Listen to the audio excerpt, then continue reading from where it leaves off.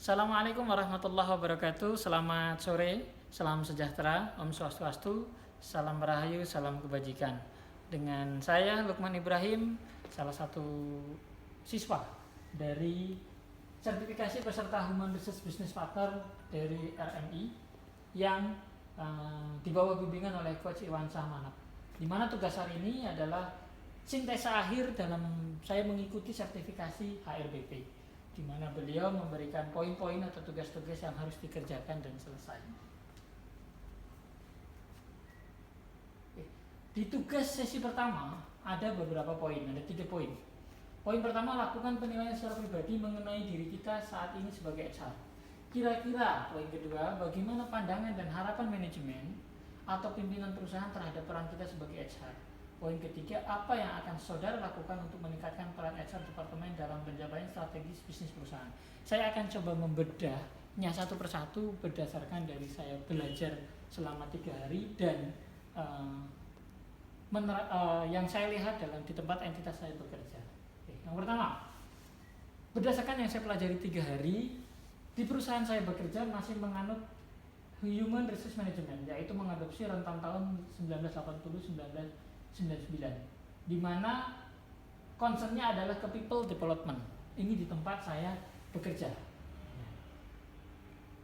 Jadi poin 1 ini ya.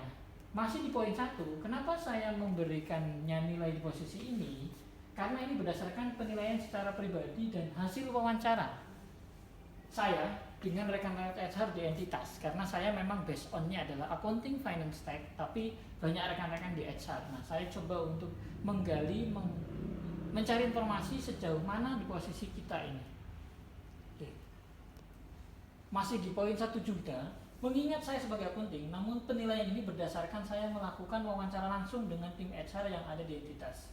Lebih ke bagaimana mendevelop posisinya, bukan pada humannya.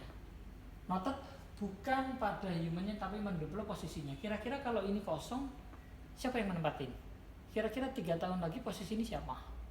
Dan di beberapa isu di beberapa teman masih afraid kalau misalkan posisinya tergantikan, seperti Coach Irwan paparkan pada saat itu.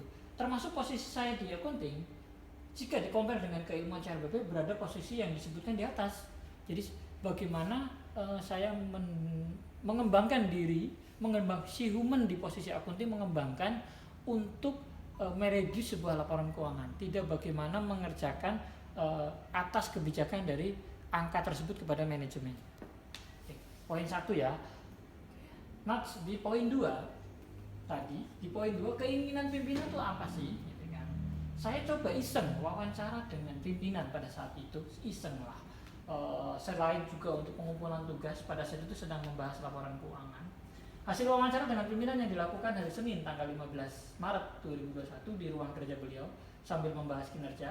Secara garis besar dan jujur, mereka juga paham bahwa HR adalah capek yang nilainya akan terasa pada saat talent sudah terdistribusi pada unit bisnis. Namun, beliau menginginkan dan mengharapkan bagaimana HR kita yang ada, yang saat ini, tanda kutip karena memang kita juga sudah melakukan banyak rasionalisasi karena kondisi pandemi juga, bisa lebih menonjol baik dari kegiatan dan pengembangan kemampuan baik yang hard maupun soft dengan segala keterbatasan pada entitas saat ini. Pimpinan sebenarnya tahu, para pemilik owner juga tahu kondisinya sedang seperti ini, tapi memang sedang agak deadlock seperti itu, Pak Coach. Nah, pada dasarnya mereka tuh lebih ke ya udah, kamu kembangkan apa yang ada kamu punya dulu. Dia tidak ingin muluk-muluk, yang penting entitasnya berjalan dulu aja deh dengan kondisi seperti ini. Demikian Coach pemaparan saya untuk sesi 1, poin 1 dan poin 2. Mohon arahannya kalau misalkan ada yang kurang, yang jelas sangat kurang ya. Saya sangat butuh ilmu HR di sini. Di sesi pertama masih di poin 3. Hasil masih berdasarkan hasil wawancara dengan rekan HR untuk menuju ke HRBP. Dalam rencana jangka panjangnya mereka akan menginventaris karyawan yang tersisa. Ini kalau kita adopt dengan kondisi entitas yang saya dan teman-teman ada saat ini. Lalu akan di-assessment dengan SDM yang ada. Setelah itu hasilnya, daripada hasil assessment tersebut akan direkomendasikan ke owner atau pimpinan pucuk atau CEO atau segala macamnya, agar mereka tahu bahwa talent kita yang tersisa sekian Pak. Oke, pos-pos yang terkosong tuh mereka mengcover bagian-bagian yang sudah terrasionalisasi.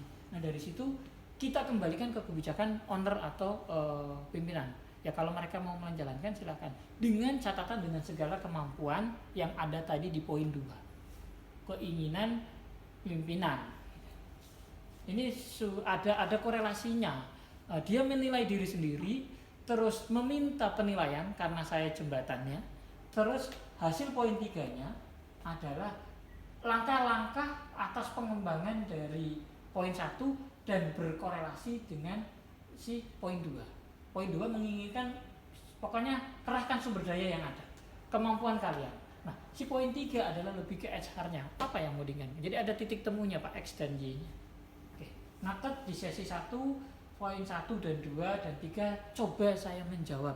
Mohon koreksi serta nasihatnya selalu. Oke.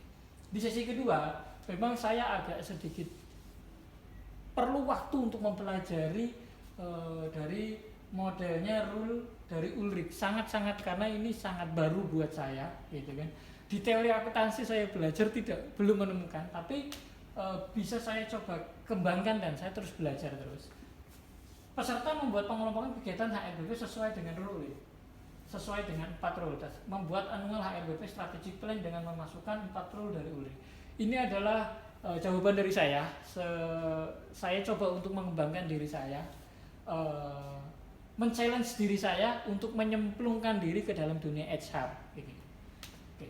Yang pertama ada di HR operation. Pertama adalah perekrutan karyawan wawancara sampai dengan human bergabung bersama entitas, pemindahan mutasi, pembuatan KPI serta kinerja karyawan. Ini yang pertama. Lebih ke sana karena memang entitasnya tidak terlalu besar sekali.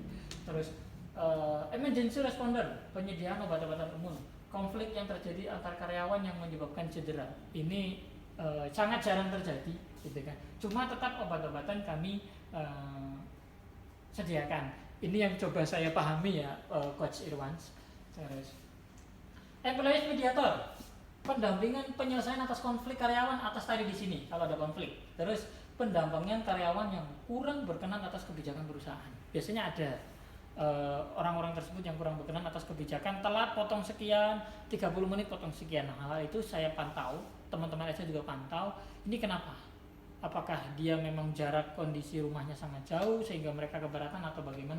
Kita cari titik temunya. Nah, pendekatan ke persuasi. Nah, untuk yang SP atau strategic partner ini masih dalam tahap belajar ke arah ini. Jadi saya belum menemukan SP atau strategic partner di perusahaan entitas saya bekerja. Nah, mudah-mudahan dengan harapan ikut ini saya coba bisa menerapkan, merekomendasikan, menyarankan kepada owner dan teman-teman HR untuk mengarah ke strategic partner. Nah, untuk jawaban sesi kedua, untuk sesi kedua dan poin 2, untuk jadwal yang saya tangkap mudah-mudahan agak sedikit betul. Yang pertama HR operation, yaitu tadi tahapan perekrutan karyawan, wawancara, bla bla sampai dengan kinerja, lebih ke technical.